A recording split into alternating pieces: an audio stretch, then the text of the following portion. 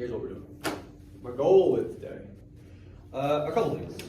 Number one, and this is kind of a blanket statement for everything we're going to do for the next couple classes. In the odd event that you still don't quite know what we're doing in the paper, or more specifically, and probably more concerning to you, you still don't quite know what you're doing in the paper. Fuck what everybody else is doing. What am I doing in the paper? We're going to keep working through it, and ideally, that picture will become clearer for you, okay? I do want to say, and I sent an email to this effect, but you may not have seen it yet, I just before this class, finished feedback for the proposals. So on Coursden, if you have submitted a proposal, I'll basically have a really short thing, good, not good, or somewhere in between. It can be in between. If it's in between, by the way, that basically means you're fine. You just want to do whatever other thing I say. Do what I say. Mainly the concern here is if I don't think it will work, that's something you need to address. Usually you got to pick something else type of thing. Anyway, so that's the first item of business. Second item of business. I sent you another email. This was earlier this morning. I believe it was around 10 o'clock, if I'm not mistaken. I sent you our classic 2 emails. Whichever one works for you, go ahead and open it up. That is the workshop we're going to look at for today. It's a lot of text, so I'm actually not going to project it. I don't know that would accomplish much. I don't know that they could see it very well on the screen. And of course, they'll have the document available to them, so I just don't know that it'll help having it on video. Anyway, what are we looking at? Today, my primary objective is to move from the note-taking process, which is what these bibs are, okay, to how do we make this into a paper type of deal, okay? So what we're looking at, first of all, standard preamble. This is a classmate's work. They're writing about a guy named John Rocker, who some of you may have heard of. I expect most of you have not. He was a Braves closer, relief pitcher, when I was a child. You guys didn't exist yet, so you may not have heard of him. Anyway, he did a thing, you'll see what it is when we get there, it's pretty exciting, that he ought not have, and that's kind of the people we're writing about, so that works. You got 2 bib entries here. Read them both. It won't take that long, and it seems like a lot of text. It moves really fast, okay? Read both of these texts with this in mind. How are we going to turn this into a paper? I want you thinking about that. You may not have a good answer, but try. How are we going to take these bibs? What could we pull from them to try to make a paper in how you understand it? Okay? Take a couple minutes. We're going to talk about it.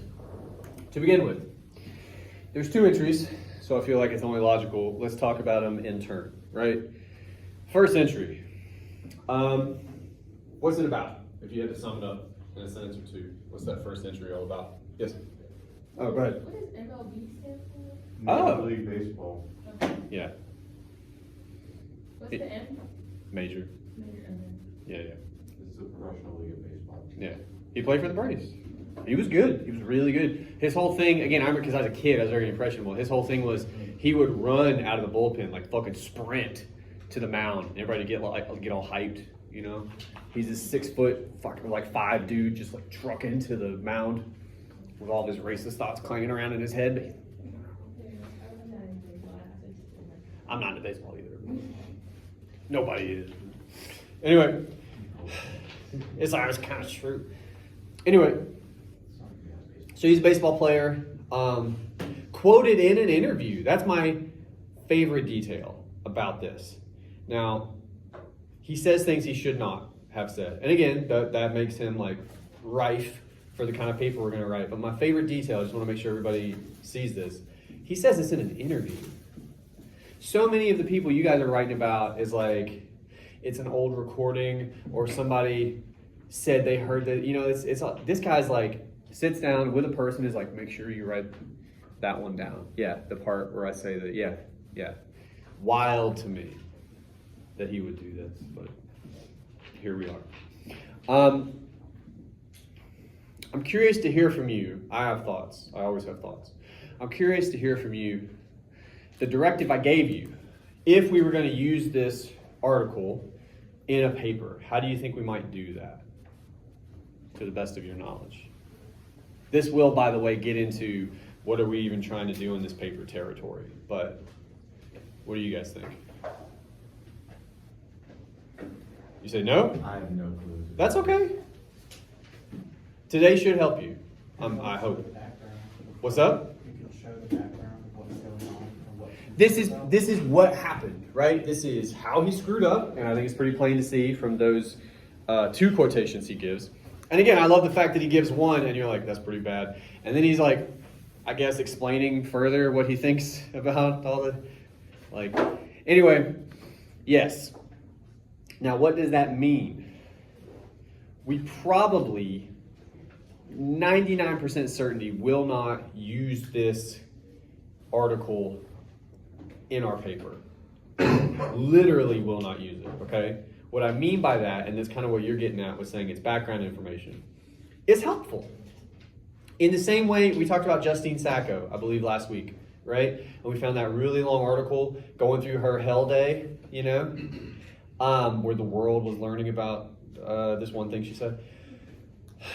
This article, maybe you've heard of John Rocker. Maybe you heard of he did a thing one time he shouldn't have, you know, and maybe that's where your knowledge ends. You, on a personal level, as the writer of this paper, are going to need more knowledge than that. That's what this article provides, okay? But what it probably will not do is show up in a body paragraph. Here's the tricky question. Why is that? This is an important question. Why do you think we couldn't, other than I'm saying you can't, why can't we use this article in our paper, do you think? This is the guy. He's saying the stuff, right, that he's not supposed to say. Like, why can't we use that in our paper? Because we're not arguing if he's right or wrong. You got to say that with your chest. What's up? Because we're not arguing if it's right or wrong. Good. This gets to the crux of the paper. This is the big trap. If you're going to fall in one, this is one of them, okay? What we're not doing is arguing he should have said this. By the way, don't argue that. Or he shouldn't have said it. We're not doing that. Right? Mostly because I would hope, I would imagine most of us are going to be on that, like he shouldn't have done it side. Obviously. For all kinds of reasons, which, by the way, we don't even need to say. Do you follow me? So it's not worth writing that paper. And by the way, it would be hard. You think it would be easy. You'd get a couple sentences deep and you'd be done. Because it doesn't take any explanation. Even if that's what's in your heart, you shouldn't say it out loud. That's pretty obvious. And you're done. So what we're doing instead is writing about the response. Okay? Go ahead, I'm sorry.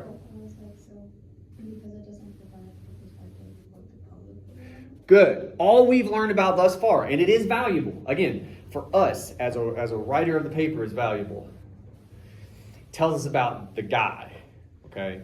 But it doesn't tell us much of anything about what we're concerned with, which is the public response. Very good. So how do we do this? A couple things.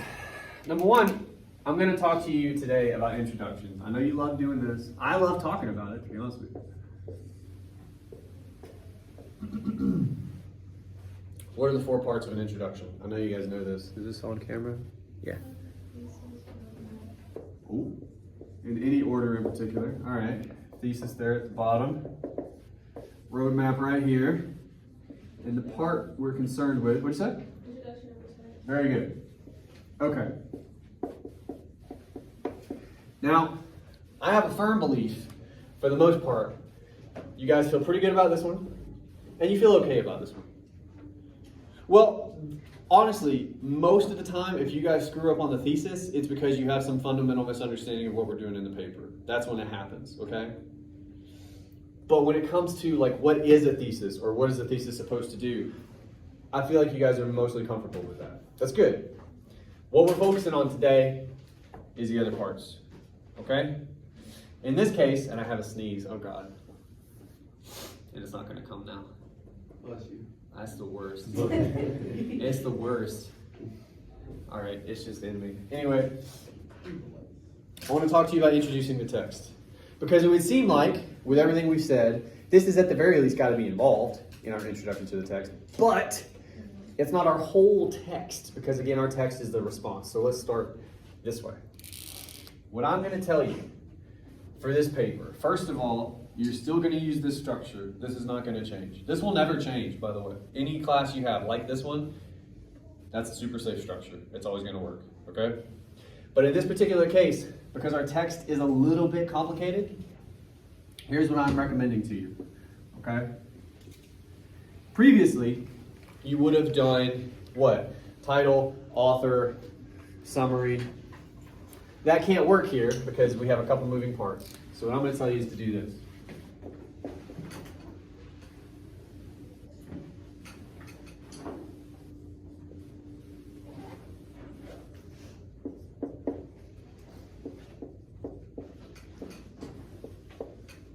Give me 2 to 3 sentences on what happens and 2 to 3 sentences on whatever the response to that thing was.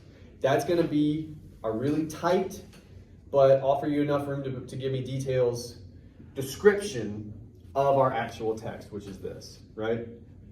So in this case, we can do this part. We can't maybe do this quite yet. We can do this part. 2 to 3 sentences on what happened. It involves John Rocker, okay? Does anybody want to, pardon the stupid pun, take a swing at how John Rocker messed up? How did he do it? What happened? Okay.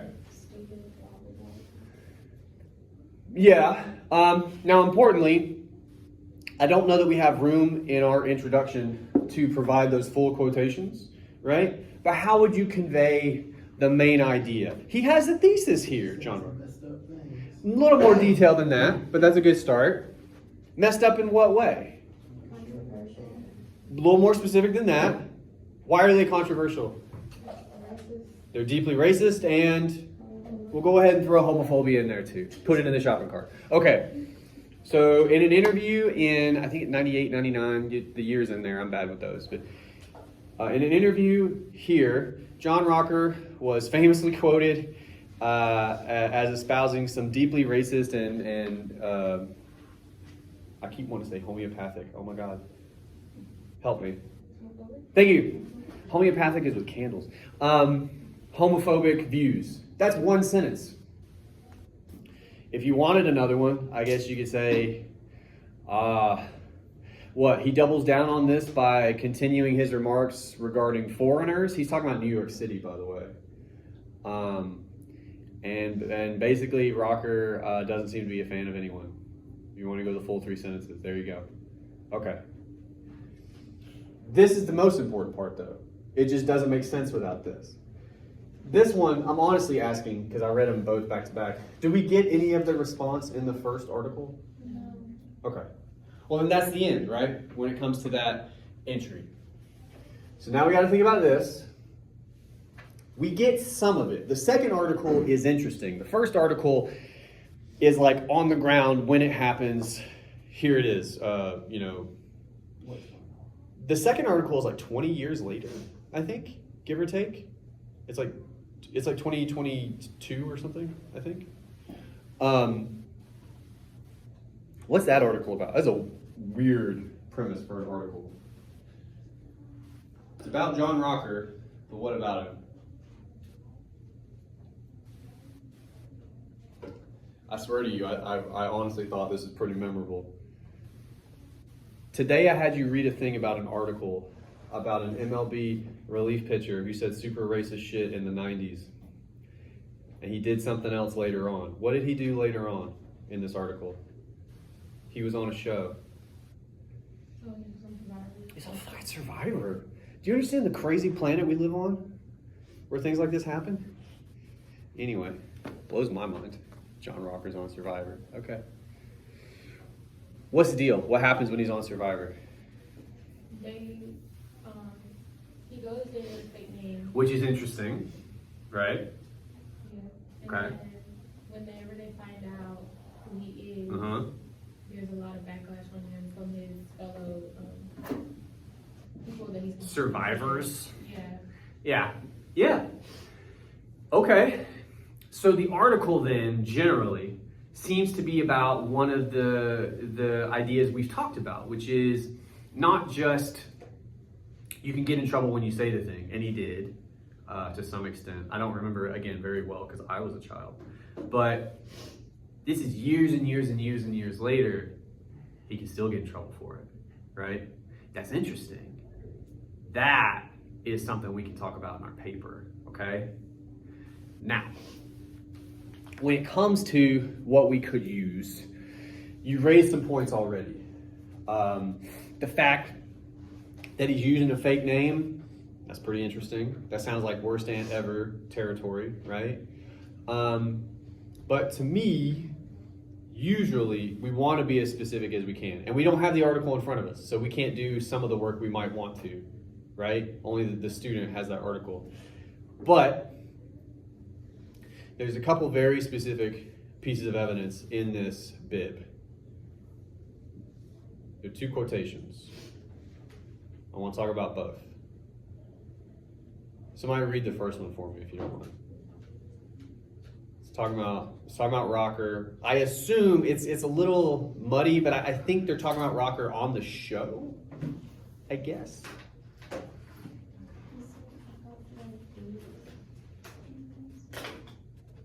I think you're looking at the first article. The former Braves pitcher, for lack of better words, was an asshole. Was an asshole. Good. We talk about quotations, and it's been a little while, I think. I want to remind you, when we quote for language. So if you're going to pull a quotation, and I imagine many of you will, you don't just quote for an idea, and there's definitely an idea being conveyed in that quotation, but you quote for language.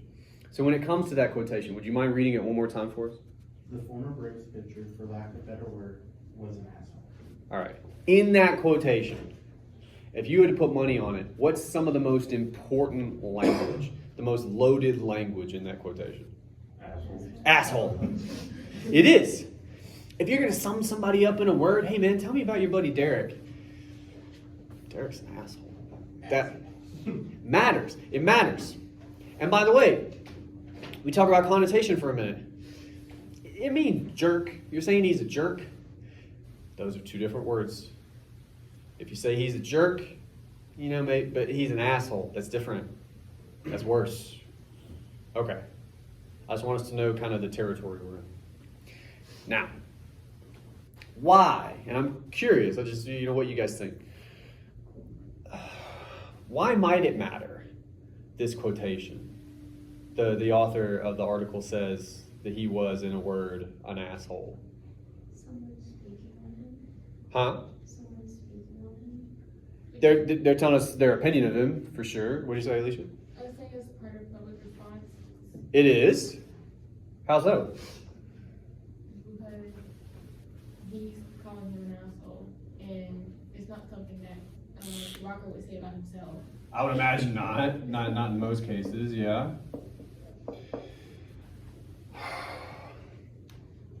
If you call someone an asshole, what are you doing? Other than insulting them, which that's kind of what you're doing. But what does it mean when you say that about a person? What does it tell us maybe about your opinion of that person? An idea of character. You don't really care for them. For sure, both of those things. Okay. So we're saying we're defining, and again, the quotation says this, to sum him up in a word. That's another way of saying to define this person, right?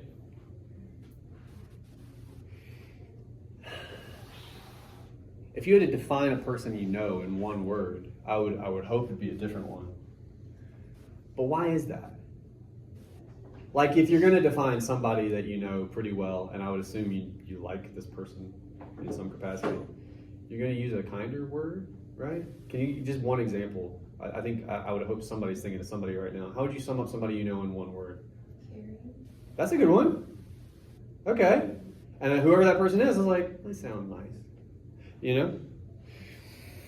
You're suggesting a whole host of associations with that word, right?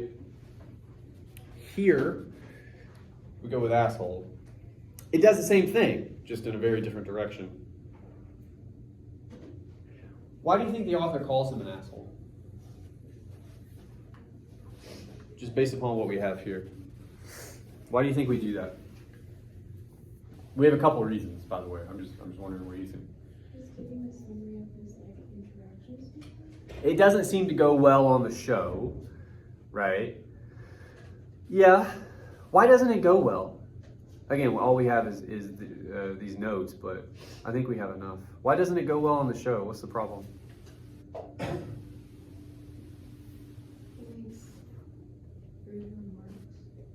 Does he? I'm honestly asking. 20 years ago. Oh, okay. It's still stuck with him. His reputation. I think that's what we're getting at, right? So, in a roundabout way, like, two things. One, could he be an asshole on the show? Quite likely. But also, it sounds like the author of the original article and or for sure the contestants on Survivor, as soon as they figure out who he, like, they're like, sure, it's fucking John Rocker, right? Like, all of a sudden, this is who he is. Do you follow? So,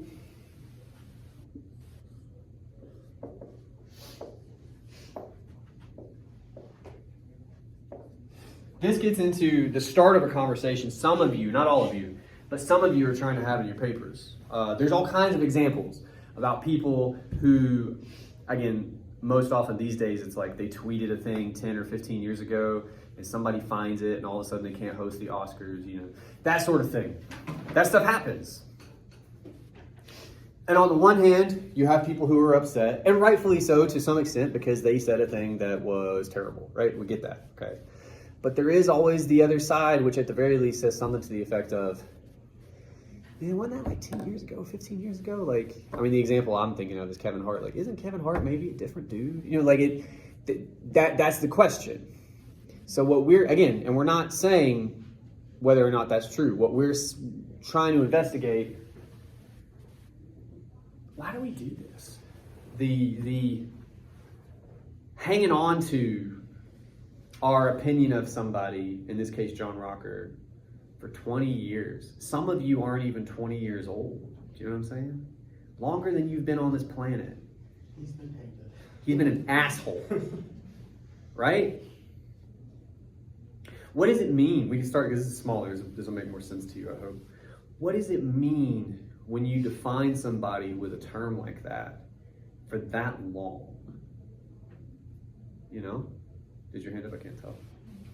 I think, like, the reason why you would probably still be called an asshole 20 years later Yeah. is because I know they said in the first one that he kind of disappeared for a while, so he wasn't showing any type of growth or change. There was no change in his character to the team. Because he's disappeared. Yeah.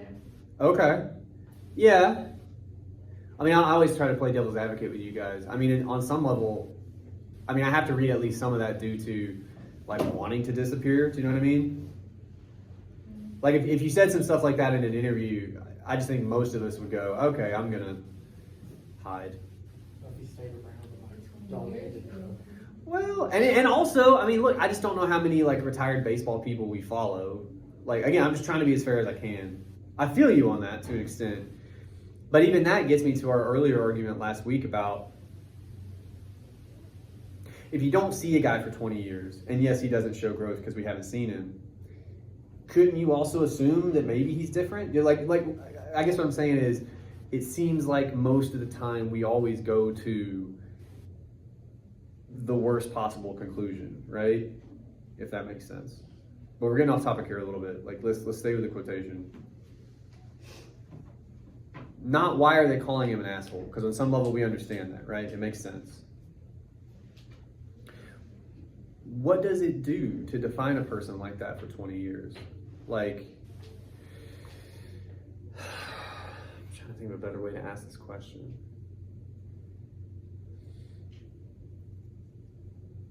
Even if you said somebody was caring, if that's all you thought about that person, you had no other ideas,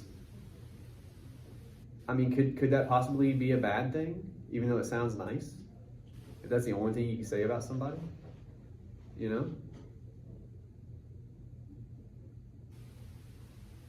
I'll come at it from a different angle.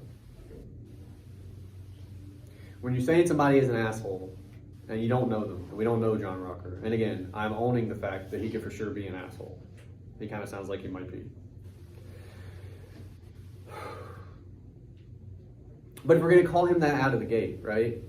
What is that? What are we doing to him? Like, what's the thought process to make that assumption about somebody, I guess? You know? It's like easier to judge someone on Yeah. assumptions. So it's Yeah. to give people the benefit of the doubt if you yourself haven't seen the growth for that person. We judge them off like one quote from 20 years ago compared to anything and everything else he's done. Okay. And we're also returning to an earlier conversation we had about lack of context, lack of information, right? And what we do with that. And you do have choices what you do with a lack of context, but it does seem like most of the time we go the negative route. Like, it must be the worst thing. I like what you say too about benefit of the doubt. Let's think about that for a moment. Let's stay with that phrase. I love having you guys think about phrases and words you use all the time and have never thought about ever. What does it mean when you say you give somebody the benefit of the doubt? Like, what are you really saying? Like based on assumptions or previous judgments from other people, you try to see past that. Even though I'm doubting you, I'm still going to repeat you. Feel like you're going out of your way to view it from your perspective. To try to see outside of your own perspective, right? This is what gets me yelling at people in traffic all the time.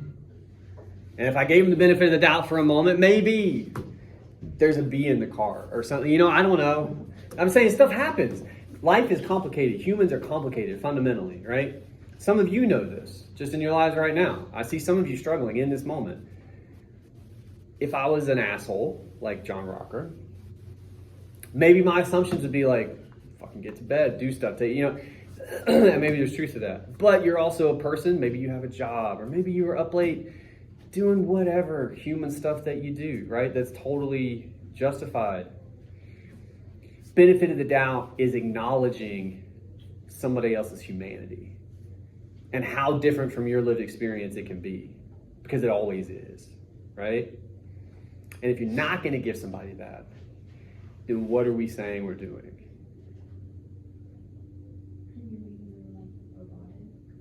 Dehumanizing them, right? So here's what's interesting, and I'm going to explain this because this could very easily be taken out of context.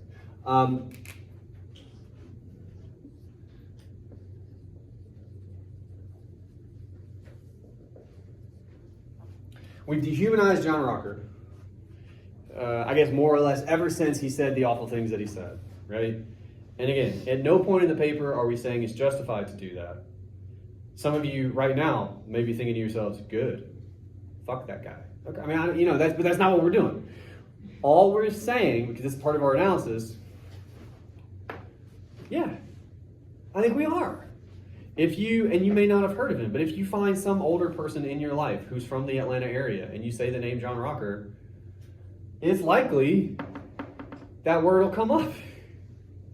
He's been limited. That's what dehumanized means. I just told you to be human is to be complicated, have a lot of stuff going on. If you can sum somebody up in a word, especially a word like that, we're not looking at him as a human being who can grow. It's not even an option, perhaps, right? If that's how we conceive of you in our brains. That's an argument for a body paragraph, right? Based off of one quotation. There's plenty of sort of runway there to see where that goes. But the question of why we do that, and we can talk about it for a minute, although it seems like you guys are already lagging. Why do we dehumanize these people, do you think? Like, we're spitballing at this point. We're just throwing stuff against the wall. Why do you think we do that? They're not within our circle. Yeah. Why does that matter? We have context of the people who are with us and like we know who they are. I like the people around me. I don't care about people who aren't. There's a selfish way we could go. Yeah. Well, but so part of what we're also getting at, and a little more you read it in this direction, but I think both could do this. The idea that maybe we really can't humanize these people. You know?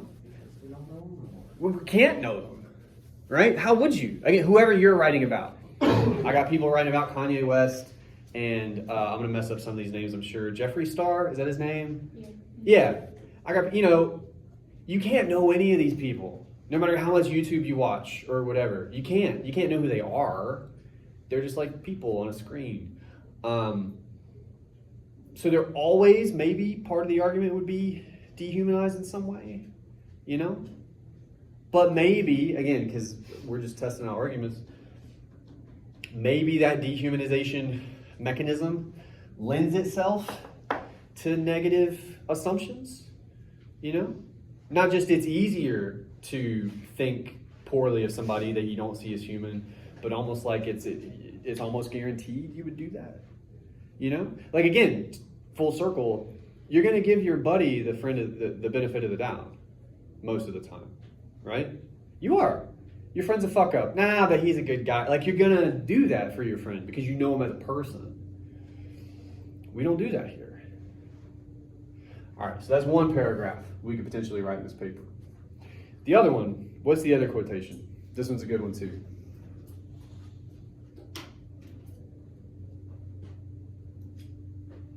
If you were a man, I'd knock your teeth out. Who does he say that to? Natalie Anderson. I assume a reporter. That's not super clear in the bib either, but could just be a person. Where does he say it? This is kind of important. During an interview. Or not an interview, but on like national television. Well, then, because after that he says take all that stuff down or something, right? Yeah, that's fine. It's like, the way it's written is not super clear, okay? But it sounds like it's potentially on, or at the very least about, like Twitter or something. Like, the way I read it is this person has posted things about him, maybe just to the internet, whatever, and he wants it taken down, and he does threaten to, quote, knock her teeth out, okay? Not a good thing to do. Be clear on that. Not a good thing to do. Don't do that. All right. What do we say about it? Like, what does the student say about it? This is important. This is one of those traps. They would learn their lesson after saying something. So. Can't believe John Rocker wouldn't learn his lesson. Why can't we do that in this paper? This is important. He's judging his character and not the public's response. Good. What'd you say? That's not what the paper's about. Good. Well, but here's how this can help us. We did this last week at some point too, I believe. Oh no, it was the video I had to make because my son was sick. And if you think about the Ned Fulmer example, so much of that proposal, the student was just like, fuck this guy, he's awful. And like, you feel how you feel because you're human. But you have to acknowledge that. You have to recognize that to the best of your ability. That cannot be in your paper, okay? Maybe in your heart, when you think about John Rocker, on some level you're like, Jesus Christ, has this guy not learned his lesson? Okay. It can't be in your paper. But that does sound like a response that I'm willing to bet this guy probably has received quite a few times. So we can think about that. Did you look up more about John Rocker? No. I just see your face. I was looking at the argument to physicists of like what we're supposed to be writing about. Ah. Yeah. Okay. I'm sorry, like I knew, but I looked at it and was like, Okay. No, that's very funny to me. All right. So that's a long-winded way of saying this. Why do you think the student says that? Why do they respond that way? You would think this guy would learn his lesson. Have you guys ever heard that language before? Does it sound familiar to you? I would imagine it does. Why do you think they feel that way about this guy? They probably don't like him. Seems that way. Yeah. Based, again, on what he said, which again, to be clear, makes him seem like an asshole. So, okay. Why do you think he threatens to knock this woman's teeth out? So she doesn't speak anymore about it. About what? The racist remarks that she was bringing up about his past. Now, why does he do that? These are all hypotheticals, by the way. We don't know the answer. I'll tell you one answer, one possible answer. if we're wondering how he hasn't learned his lesson, what's the reason? We're saying something about Rocker here, if that's our response. You could sum him up in a word. Asshole. Assholes do that. Assholes don't learn their lesson, right?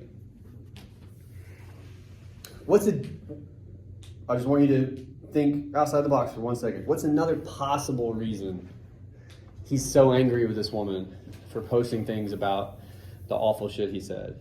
Because he tried to erase that image that was created and that happened. How do you know that? There's one, and again, we're acting like this is Criminal Minds all of a second. I apologize.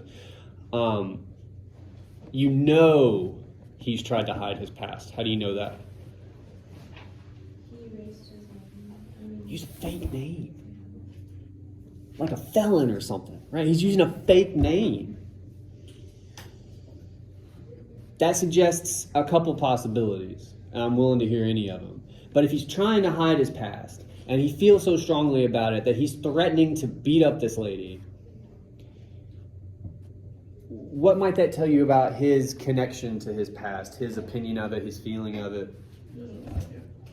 At the very least, he doesn't like it. Yes. And again, there's multiple ways that could manifest. What are some of those ways? Seems like his mode. He goes to anger a lot. Yeah. Any other ones? We got a couple possibilities here. Yeah. Well, that's how it manifests outwardly for sure. Or just sort of quieting it, like make it go away type of thing. Yeah.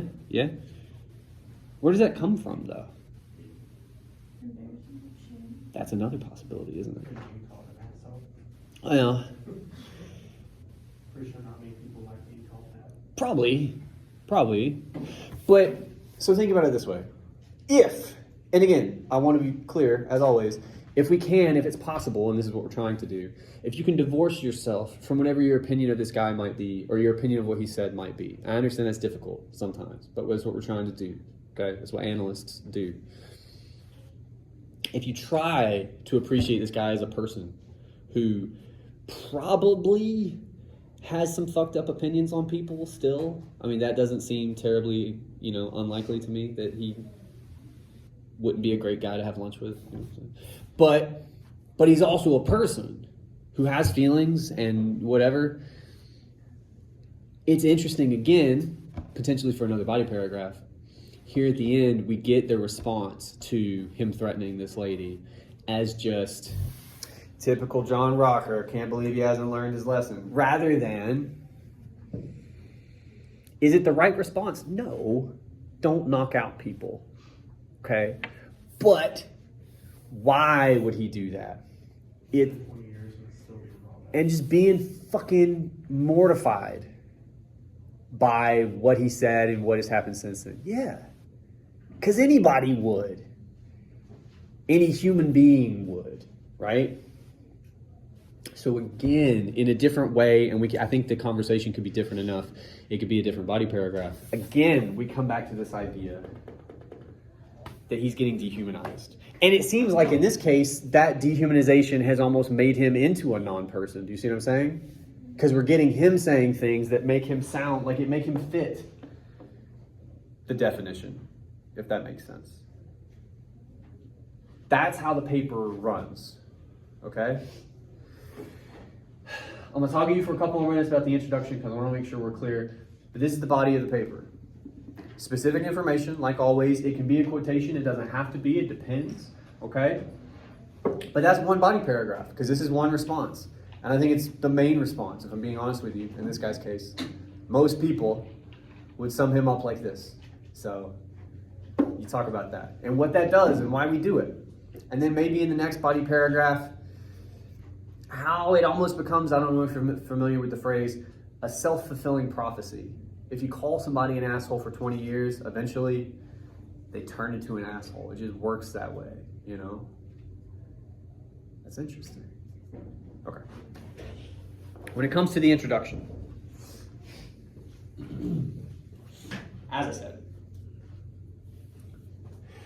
Hook, if you want one, go for it. Intro to the text. 2 to 3 sentences on what happened. We did that, probably 20 minutes ago or something. 2 to 3 sentences on the response.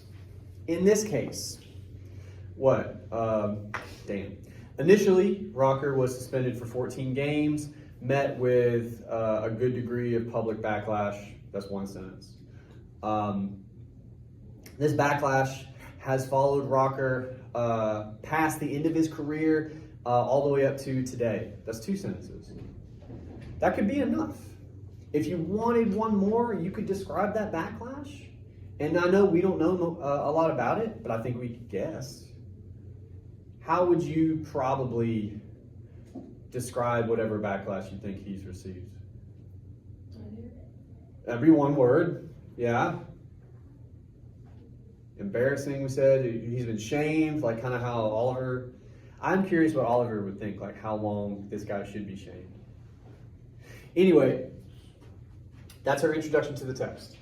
Okay? One other thing I'm going to tell you, and you won't know. Oh my God. You won't know if you're going to do this maybe at the start, but I want you to know that it's an option. In this paper, in particular, due to how you're going to have to set the text up, it's going to be way more involved than you're used to. But I think you guys can do this. Okay? Once you do that, that's going to be a paragraph. What I would recommend, probably for 98% of you, have an introductory section rather than a paragraph for this paper. Okay? I want to be clear here. It's still going to be built in the same way. Okay? But due to the paragraph shot clock that you all have, I'm recommending you break it in half. After you introduce the text, if you do your job, you're going to go for a minute. Okay? Start the next introductory paragraph with your roadmap. And then, of course, ends in your thesis. Now, the trouble with this section is you can't really do this without several of these being body paragraphs. So do that first. Maybe do this bit, because that's pretty easy. I think you could do it. And then start on this, and just return to this days from now, when you have beautiful body paragraphs that are great, and you're proud of them. Then you can come back, you can start the roadmap, you can start the thesis. Does that make sense? Questions about any of that? What would the thesis be for that then? Like the published response was like this. The little bit we have, because all we have now like baby steps into body paragraphs, right? I would wager our thesis is going to have a good deal to do with dehumanization. Like, and again, it's impossible to know, but it's like either the dehumanizing effects of sort of public celebrity, right? And how that can, I don't know, I hate to say go negative. I wish I could be more specific.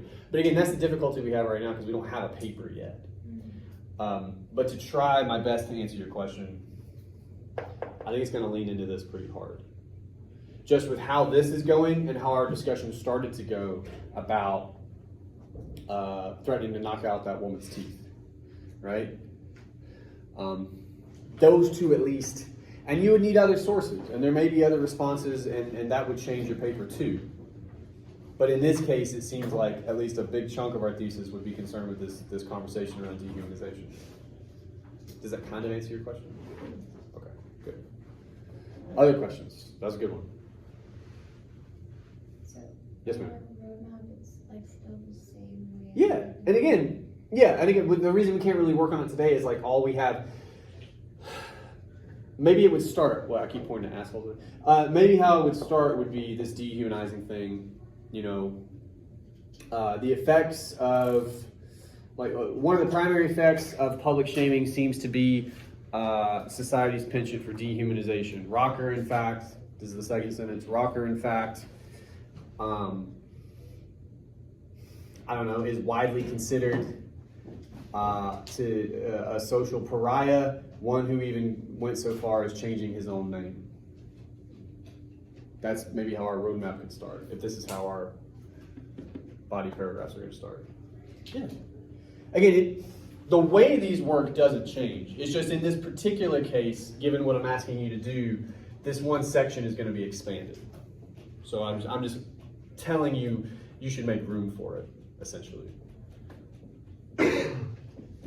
Other questions? So when we want Yes. to quote the, when we want You're to okay. quote the specific text, we would just do it in the body paragraph. When you say quote the specific text, what do you mean? Like their quotations that they had when they did their When they messed up? anti-bib. Oh, Like, yeah. Or I'm we giving you just- numbers today. 95% of the time, I would tell you not to quote an introduction, just ever. I mean, Ever. like in the body In body. paragraph. Well, yeah, in the body for sure. That's what those are for. Yeah, okay. I just want to clarify. Okay, you're good. No, that's it. I just want to make sure, because oftentimes you guys don't realize this. You'll ask a question that somebody else has, and they don't voice it. So I'm just trying to give you like complete answers. But I want to be clear here. The quotations I ask of you in your bibs are meant to be ammunition for body paragraphs. Okay. You won't use them all, but they're there for you, and you'll probably use some of them. So that's what they're there for. But also, I suppose you didn't ask this, but I want to be clear. Don't quote in your introductions. Some of you are doing that in your second papers. Don't do that. You don't have room for it in your introduction. That's what the body of your paper's for. Good. Other questions?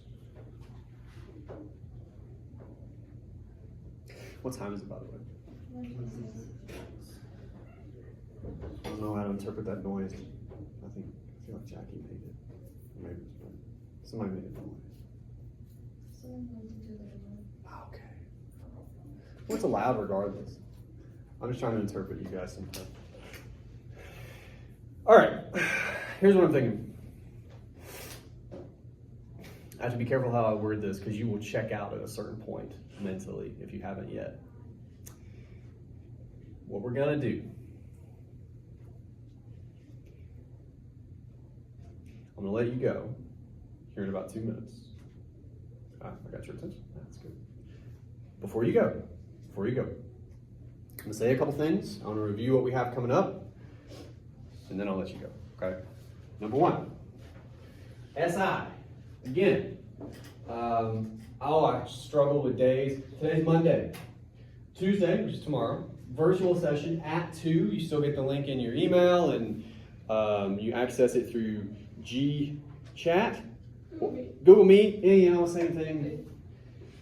Anyway, there's that. If you prefer the in-person option, that is Thursdays in this building, room 206 at 4. So they're both in the afternoon. I think you can manage it. Maybe you get some naps beforehand.